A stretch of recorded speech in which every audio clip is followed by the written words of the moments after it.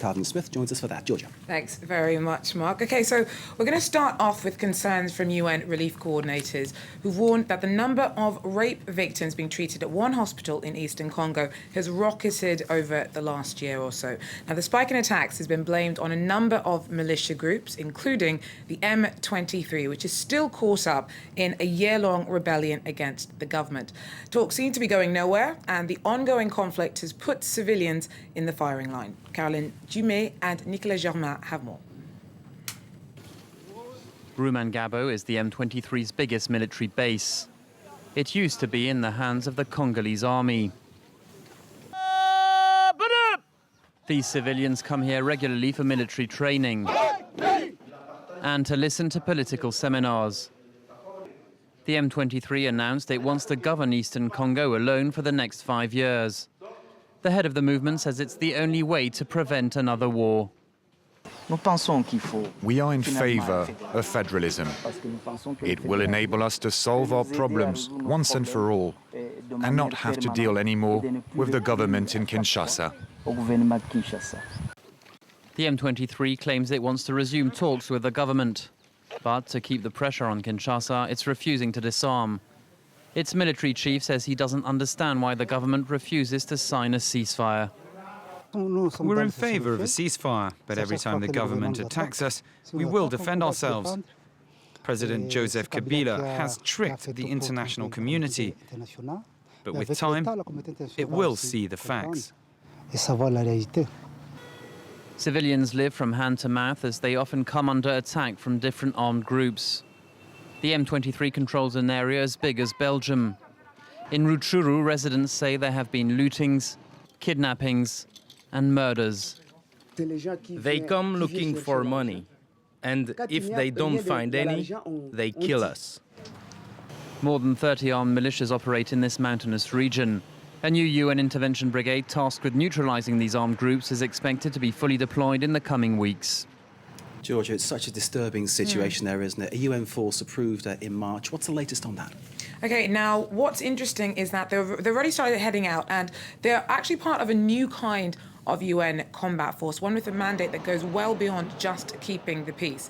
Now, our team sent us these images of Tanzanian troops arriving in Goma. Malawi and South Africa are also sending battalions to face down those militia that are so terrorizing the population of Eastern DRC, excuse me, I said it there in French. Now, Colonel Abdul Niaye is the military spokesperson of the MONUSCO force. He's in Goma, and he earlier told us that the full deployment is expected by early July, and that measures are in place to help the population even with that small delay. We have already enough troops here. We have the Indian brigade that is here. We have Jordanians, and then we have South Africans who are already here and who are handling the situation. Because on the 20th of May already there have been some skirmishes between the M23 and FARDC, and they handled the situation. And they got a deployment which is due to protect Goma and its surroundings. Don't forget that the FIB, the Intervention Brigade, is aiming at just tackling with the armed groups in a very different and specific manner. Now, at least 10 people were killed as Malian soldiers launched an assault on militant separatists around Kidal. Tuaregs from the MNLA rebel group have controlled the city since French-backed military intervention drove jihadist fighters out of major cities in the north earlier this year. While Wednesday's clashes erupted as the country's interim president was in Paris, as French President François Hollande received a peace prize over his troops' intervention in Mali. François Hollande said it himself. It could seem like a paradox that he should receive the UNESCO Peace Prize when he launched a military intervention in Mali in January. But he said it was to put an end to an aggression and to pay back a debt. France couldn't forget the tens of thousands of Africans who have died on the battlefields while fighting for France and Europe's freedom. Hollande added that the presidential election at the end of July in Mali would also take place in the northern town of Kidal.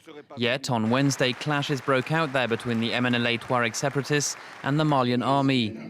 The mediator in this crisis is the Burkina Faso Foreign Affairs Minister. Unfortunately, clashes are going on right now. So if the situation worsens, dialogue might become impossible or not very fruitful. But if the situation improves, we think we can reach an agreement quickly, maybe early next week. The current clashes are the first ones between the MNLA and the Malian army since January, when France launched its intervention against jihadists. Now, Mark, also attending that awards ceremony with Senegalese President Macky Sall, he told France 24 that he actually believes that the fighting between Malian forces and the MNLA won't derail peace negotiations in Burkina Faso. Bear in mind, though, that very little progress has been made on that front. Have a listen to what Macky Sall had to say on this. I don't think the war can start again. There is some trouble in Kidal.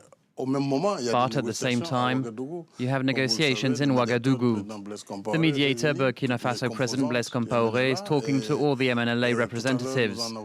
Earlier today, we talked about this with Malian President Yankunda Traoré, François Hollande, and other presidents from ECOWAS and Chad and Gabon, to find a solution so that Kidal can take part in the election on July the 28th. So Senegalese President Macky Sall there speaking to our very own Jean-Karim Fall. Now we're going to head over to Tunisia, where the trial of 3 women's rights activists who stripped off in protest was adjourned on Wednesday. The case has made headlines all around the world, and we've been addressing it here at France 24. The trio, 2 French and 1 German member of the Femin movement, didn't make bail and risk up to 6 months in jail if convicted. There's been very little public sympathy in Tunisia for the women's manner of protest. Well, France 24's Misha Benoit-Level tells us more about the significance of the postponement of their trial.